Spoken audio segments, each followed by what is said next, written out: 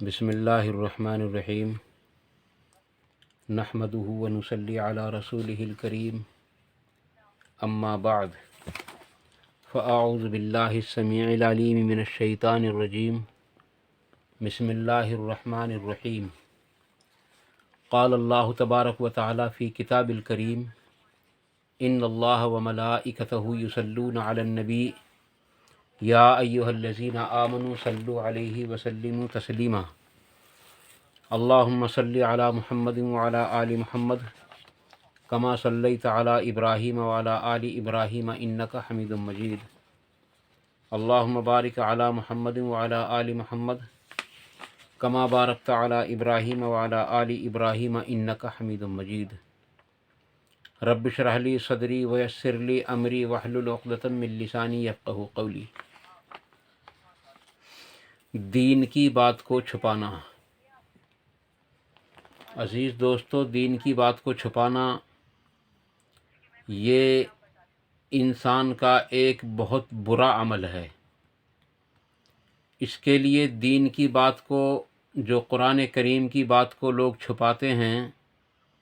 اور احادیث صحیحہ کی بات کو چھپا کر اپنی طرف سے یا اپنے بزرگوں کی طرف سے جو ان کو باتیں ملتی ہیں ان کو لوگوں میں پھیلاتے ہیں اور انہی کی لوگوں کو تعلیم کرتے رہتے ہیں۔ اللہ تبارک و تعالیٰ نے ان کے بارے میں فرمایا کہ اللہ بھی ان پر لعنت فرماتا ہے اور تمام لعنت کرنے والے بھی ان لوگوں پر لعنت فرماتے ہیں۔ اس ضمن میں آپ کے سامنے، کیونکہ یہ جو میں نے آپ کے سامنے اب تک یہ بات رکھی ہے تمہیداً، یہ تو قرآن کریم کے اندر موجود ہے اور کئی مقامات پر موجود ہے کہ جو لوگ دین کی بات کو صرف اس لیے چھپاتے ہیں اپنے بزرگوں کے دفاع کے لیے یا اپنے دفاع کے لیے، یا پھر اس میں کوئی دنیاوی اور غرض ہو اس کے لیے چھپاتے ہیں، تو اللہ تبارک تعالیٰ نے ان پر لعنت فرمائی ہے۔ اور اللہ تعالیٰ فرماتا ہے کہ بلا شبہ جو لعنت کرنے والے ہیں ان پر سب کی لعنت ہوتی ہے۔ میں اس زمن میں آپ کے سامنے ایک مختصر الفاظ میں ایک چھوٹی سی حدیث پیش کروں گا جس کو بخاری یعنی امام بخاری رحمۃ اللہ علیہ نے بخاری شریف کے اندر نقل کیا ہے، اور وہ حدیث حضرت معاذ ابن جبل رضی اللہ تعالی عنہ سے جو ہے منقول ہے، اور اس کا نمبر 128 ہے بخاری شریف کے اندر۔ عزیز دوستو، نبی اکرم صلی اللہ علیہ وسلم یعنی حضرت معاذ بن جبل رضی اللہ عنہ فرماتے ہیں کہ میں نبی اکرم صلی اللہ علیہ وسلم کے ساتھ ایک ہی سواری پر سوار تھا، یعنی آپ صلی اللہ علیہ وسلم بھی اور میں بھی آپ کے ساتھ ایک ہی سواری پر ہم دونوں سوار تھے۔ آپ صلی اللہ علیہ وسلم نے ارشاد فرمایا، اے معاذ۔ حضرت معاذ بن جبل رضی اللہ عنہ فرماتے ہیں کہ میں نے عرض کی، لبیک یا رسول اللہ صلی اللہ علیہ وسلم۔ پھر آپ خاموش ہو گئے اور کچھ دور چلتے رہے، پھر تھوڑی دور چل کر پھر فرمایا، اے معاذ۔ تو حضرت معاذ رضی اللہ عنہ کہتے ہیں کہ پھر میں نے عرض کی، لبیک یا رسول اللہ، یا رسول اللہ میں حاضر ہوں۔ پھر آپ چلتے رہے، کچھ آگے چل کر پھر فرمایا، اے معاذ۔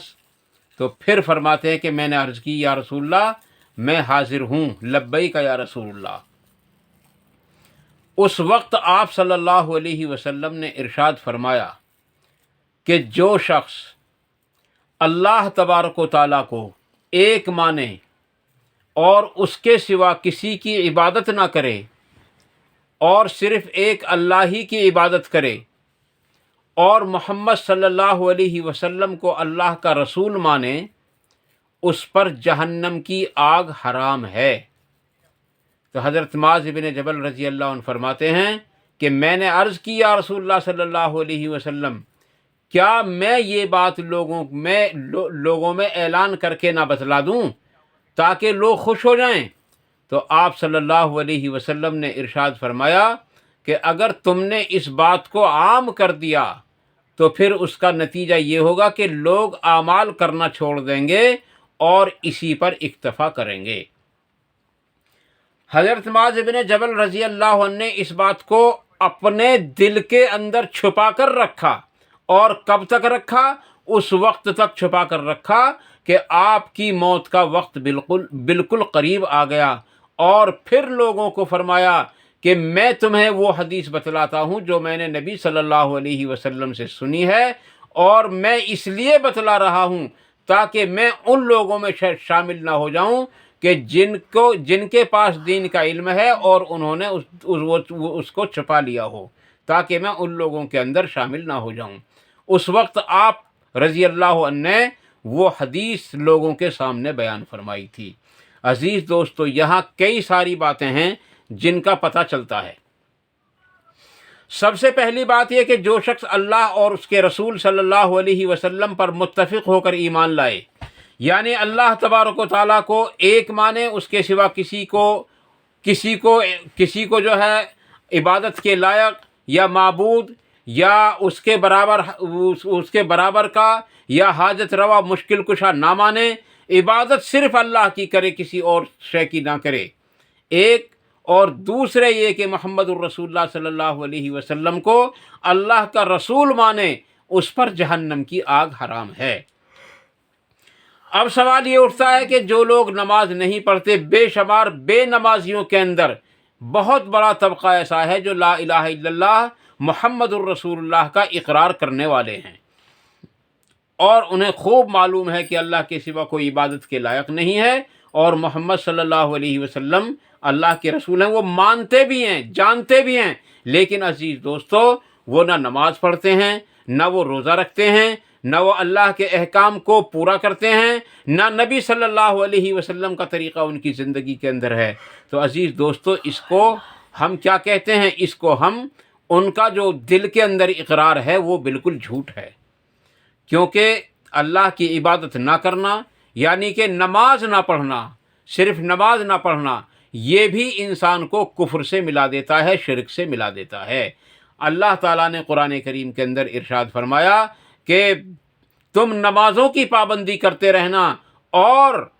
ان کو ترک کر کے تم مشرکین میں سے نہ ہو جانا۔ اور قرآن کریم کے اندر جو صورت ہے، صورت یونس ہے، یا شاید سورہ یونس ہے یا یوسف ہے، مجھے معلوم نہیں ہے، یہ دھیان نہیں ہے، اور اس کا آیت نمبر ہے 106، نام یاد ہی نہیں رہا سورت کا، آیت نمبر یاد رہ گیا ہے۔ تو اللہ تعالیٰ نے اس کے اندر ارشاد فرمایا کہ بلا شبہ کلمہ پڑھنے والے لوگوں کے اندر بھی ایک بہت بڑا طبقہ جو ہے کافر ہے یا مشرک ہے، اس طرح کے الفاظ وہاں موجود ہیں۔ اس لیے عزیز دوستو، صرف کلمے کو پڑھ کر اپنے آپ کو مسلمان نہ سمجھیں، اگرچہ شناختی کارڈ کے اندر، آدھار کارڈ کے اندر اور راشن کارڈ کے اندر اور دوسرے لسٹوں کے اندر ہمارا نام مسلمانوں کی فہرست میں ہے، لیکن اللہ کے نبی صلی اللہ علیہ وسلم نے ارشاد فرمایا اس کا اسلام میں کوئی حصہ نہیں، وہ اسلام سے خارج ہے۔ اور جس نے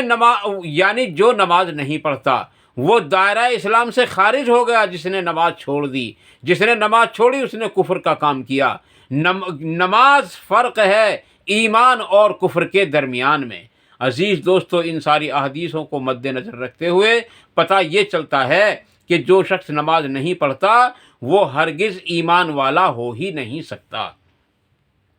دوسرے ایک بات کا اور بھی پتہ چلا، حضرت معاذ بن جبل رضی اللہ تعالیٰ عنہ نے جو اس چیز کو چھپایا، وہ اس لیے چھپایا کہ نبی اکرم صلی اللہ علیہ وسلم نے ارشاد فرما دیا تھا کہ کہیں ایسا نہ ہو کہ لوگ صرف اسی پر اکتفا کر لیں اور نیک اعمال کرنا چھوڑ دیں، کیونکہ اللہ تعالیٰ نے قرآن کریم کے اندر کئی مقامات پر جو ایمان والوں کی صفت بیان کی ہے اور ان کے لیے جہاں جنت کا وعدہ کیا ہے، وہ الا الذین آمنوا وعملوا الصالحات، یعنی دو شرطیں تو بالکل ضرور ہر جگہ مقرر کی ہیں اللہ تبارک تعالیٰ نے، کہ وہ ان کی پہچان یہ ہے کہ وہ اللہ پر ایمان رکھتے ہیں اور نیک اعمال کرتے ہیں۔ اور جب آدمی اس حدیث کو سنے گا اور اسی پر اکتفا کرے گا تو وہ صرف ایمان تو رکھ سکتا ہے لیکن نیک اعمال سے وہ محروم رہ جائے گا، اور جب نیک اعمال سے محروم رہ جائے گا تو عزیز دوستو پھر وہ جنت کا حقدار نہیں ہو سکتا۔ قرآن کریم کے پہلے پارے میں سورہ بقر کے اندر اللہ تبارک تعالیٰ نے تو ان لوگوں کے لیے بھی کہہ دیا جو بہت دور ہے ایمان سے کہ بلا شبہ اگر کوئی شخص ایمان لائے یہودیوں میں سے، اگر کوئی شخص ایمان لائے عیسائیوں میں سے، نصرانیوں میں سے یا سابعین میں سے، اور وہ نیک اعمال کرے، یعنی ایمان بھی لائے اللہ پر اور نیک اعمال بھی کرے، تو یقیناً اللہ تبارک و تعالیٰ ان کو جنت کے اندر داخل فرمائے گا اور وہ ہمیشہ ہمیشہ جنت کے اندر رہیں گے۔ عزیز دوستو، پھر کمی ہی کیا رہ گئی؟ جب دو چیزیں کسی کے پاس جمع ہو گئیں تو وہ یہودی نہیں رہا، پھر وہ عیسائی نہیں رہا، پھر وہ سابعین میں سے نہیں رہا، بلکہ وہ ایمان والا ہو گیا۔ اور جب ایمان والا ہو گیا تو اللہ تعالیٰ نے ان کے بارے میں صاف اعلان کر دیا کہ بلا شبہ وہ بھی جنت کے اندر داخل کر دیے جائیں گے۔ رہا دین کے مسئلے کو چھپانے والی بات، عزیز دوستو، قیامت کے روز ایک آدمی کو جنت کے ایک دروازے سے پکارا جائے گا۔ جب وہ اس دروازے پر پہنچے گا تو جنت کا دروازہ اس سے بند کر لیا جائے گا، پھر دوسرے سے پکارا جائے گا، پھر وہ دوڑ کر اس پر پہنچے گا تو وہ بھی بند ہو جائے گا۔ اس طریقے سے بار بار اس کے ساتھ ہوتا رہے گا۔ عرض کیا یا رسول اللہ صلی اللہ علیہ وسلم وہ کون شخص ہوگا؟ تو آپ صلی اللہ علیہ وسلم نے ارشاد فرمایا کہ یہ وہ شخص ہوگا جس سے دین کی بات کوئی پوچھی گئی ہو اور معلوم ہونے کے باوجود اس نے اس کو لوگوں کو نہ بتایا ہو۔ اب اس کو ڈگری کی ضرورت نہیں، نہ دارالعلوم دیوبند کی ڈگری کی ضرورت، نہ مظاہر العلوم سہارنپور کی ڈگری کی ضرورت، اور نہ کسی بڑے مدرسے کی ڈگری کی ضرورت۔ صرف اگر ڈگری کی ضرورت ہے تو بات حق کی اور بات سچی کی ضرورت ہے، اور کسی چیز کی ضرورت نہیں ہے۔ اور اس کی اللہ تبارک و تعالیٰ نے اپنے نبی صلی اللہ علیہ وسلم کے ذریعے سے ہم سب کو اس کی خبر دے دی ہے، بلغوا عنی ولو آیا، کہ اگر ایک بات بھی میری تم لوگوں کو یاد ہو، تمہارے پاس موجود ہو، تو تم دوسروں تک اس کو پہنچا دو، تمہاری ڈگری نہیں دیکھی جائیں گی۔ عزیز دوستو، جب ڈگری وہاں نہیں دیکھی جاتی، اور ڈگری کی حقیقت بھی صرف اتنی ہے کہ اللہ کے نبی صلی اللہ علیہ وسلم نے تو شیطان کی بات پر مہر لگا دی تھی اور فرمایا تھا کہ تھا تو شیطان، تھا تو جھوٹا، البتہ وہ بات سچی کہہ گیا۔ تو یہاں یہ پتہ چلا کہ اگر سچی بات ہو، اگر جھوٹی بات نہ ہو، اگر قرآن کی بات ہو، بکواس نہ ہو، اگر صحیح احادیث کی بات ہو، الٹے سیدھے کسی کے اقوال نہ ہوں، تو اس کو بتانے کے لیے وہ ہمارے پاس موجود ہو، تو اس کو بتانے کے لیے ہم کو ڈگری کی ضرورت نہیں ہے، کیونکہ نبی اکرم صلی اللہ علیہ وسلم نے ایک موقع پر حضرت ابو ہریرہ رضی اللہ عنہ کو یا انس بن مالک رضی اللہ عنہ کو، ان میں سے کسی ایک کو ایک جمع شدہ مال پر جو زکوٰۃ کا مال اکٹھا ہوا تھا رمضان کے مہینے میں، اس پر مقرر کیا تاکہ اس کی حفاظت کریں۔ وہ ابو ہریرہ تھے رضی اللہ تعالیٰ عنہ۔ پھر رات کو ابو ہریرہ نے دیکھا کہ وہاں سے ایک آدمی غلہ بھر رہا ہے، تو اس کو آپ نے روکا اور اس نے پھر اپنے اوپر اہل و عیال کا بوجھ بتایا، اور بتانے کے بعد میں وہ معافی مانگ کر چلا گیا اور وعدہ کر گیا کہ اب نہیں آؤں گا۔ پھر نبی صلی اللہ علیہ وسلم نے صبح کو جب اس کا تذکرہ کیا گیا تو آپ نے فرمایا کہ وہ پھر آئے گا، تو حضرت ابو ہریرہ رضی اللہ عنہ چوکنے ہو گئے کہ وہ پھر آج آئے گا، اور پھر واقعی آیا۔ اس طریقے سے اس نے 3 بار کیا۔ تیسری بار میں حضرت ابو ہریرہ نے اس کو باندھ لیا اور فرمایا کہ اب تجھ کو نبی صلی اللہ علیہ وسلم کی خدمت میں لے جانا ضروری ہے۔ چنانچہ اس نے بڑی عاجزی کی، بڑی خوشامد کری حضرت ابو ہریرہ رضی اللہ عنہ کی، اور کہنے لگا کہ میں تمہیں ایک ایسی چیز بتلا دوں گا اگر تم مجھے چھوڑ دو، تو اگر تم اس پر عمل کرو گے تو رات بھر تمہارے پاس شیطان یا جنات میں سے شریر جن کوئی تمہارے پاس تک نہ بھٹکے گا۔ چنانچہ ابو ہریرہ نے اس کو چھوڑ دیا اور اس نے بتلایا آیت الکرسی کا عمل۔ عزیز دوستو، یہ عمل لے کر حضرت ابو ہریرہ رضی اللہ عنہ حضور اکرم صلی اللہ علیہ وسلم کی خدمت میں حاضر ہوئے اور عرض کی یا رسول اللہ صلی اللہ علیہ وسلم وہ رات بھی آیا تھا اور میں نے اس کو باندھ لیا، لیکن اس نے مجھ سے یہ کہا کہ اگر تو مجھ کو چھوڑ دے تو میں تجھ کو ایک چیز بتلا دوں گا۔ چنانچہ میں نے چھوڑ دیا تو اس نے یہ آیت الکرسی کا عمل بتلایا کہ اگر تم اس کو پڑھ کر سو جاؤ تو تمہارے پاس شیطان یا شریر جن پھٹک نہیں سکتا۔ تو اللہ کے نبی صلی اللہ علیہ وسلم نے ارشاد فرمایا کہ تھا تو جھوٹا، یعنی ڈگری کوئی نہیں تھی اس کے پاس، کسی مدرسے کی ڈگری نہیں تھی، تھا تو جھوٹا، لیکن بات جو بتا کر کے گیا ہے وہ سچی بتلا کر کے گیا ہے۔ اور پھر پوچھا ابو ہریرہ تمہیں معلوم ہے کہ 3 دن سے تمہارا واسطہ کس سے پڑ رہا تھا؟ عرض کی یا رسول اللہ آپ ہی بتلا دیجئے۔ تو آپ نے فرمایا کہ وہ شیطان تھا۔ تو عزیز دوستو پتہ یہ چلا کہ اگر کوئی ایسا آدمی جو اللہ پر ایمان نہ رکھتا ہو، اللہ کے نبی صلی اللہ علیہ وسلم پر ایمان نہ رکھتا ہو، وہ اگر ہم سے یوں کہے کہ ایک اللہ کی عبادت کرو اور محمد صلی اللہ علیہ وسلم کی اطاعت کرو، تو کیا ہم اس سے ڈگری طلب کریں گے؟ بلکہ اس کی بات کو بے چوں چرا کے مان جائیں گے اور اس پر عمل کریں گے اور کہیں گے ہاں انشاءاللہ ضرور کریں گے۔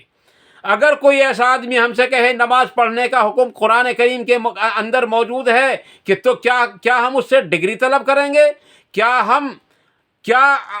اگر وہ شخص ہم سے کہے کہ قرآن کریم کو سمجھ کر پڑھو اور اس پر عمل کرو تو کیا ہم اس سے ڈگری طلب کریں گے؟ عزیز دوستو ہمیں ڈگری طلب کرنے کی ضرورت نہیں ہے، کیونکہ وہ بات سچی کہہ رہا ہے اور بات بالکل حق کی کہہ رہا ہے۔ اس لیے ہمارے لیے بھلائی اسی میں ہے کہ ہم اس کی بات کو بنا اس کی ڈگری دیکھے فوراً مان جائیں۔ اللہ تبارک تعالیٰ سے دعا ہے کہ اگر جذبات میں اگر کوئی بات غلط نکل گئی ہو تو اللہ تعالیٰ اس کو ہم سب سے معاف فرمائے، اور حق بات جو نکلی ہوں ان پر اللہ تعالیٰ ان سب کو ہمارے دلوں کے اندر راسخ فرمائے اور ان پر عمل کرنا آسان فرمائے اور ان پر عمل کرنے کی توفیق عطا فرمائے اور ان پر عمل کرنے کے مکمل طریقے سے موقع عطا فرمائے، اور اللہ تبارک تعالیٰ حق بات کہنے سننے اور ان کو سمجھنے کی مکمل طریقے سے صلاحیت عطا فرمائے، اور اللہ تبارک تعالیٰ ہم سب کو کہنے سننے سے زیادہ عمل کرنے کی توفیق عطا فرمائے۔ وآخر دعوانا ان الحمدللہ رب العالمین، والسلام علیکم ورحمۃ اللہ تبارک و تعالیٰ وبرکاتہ۔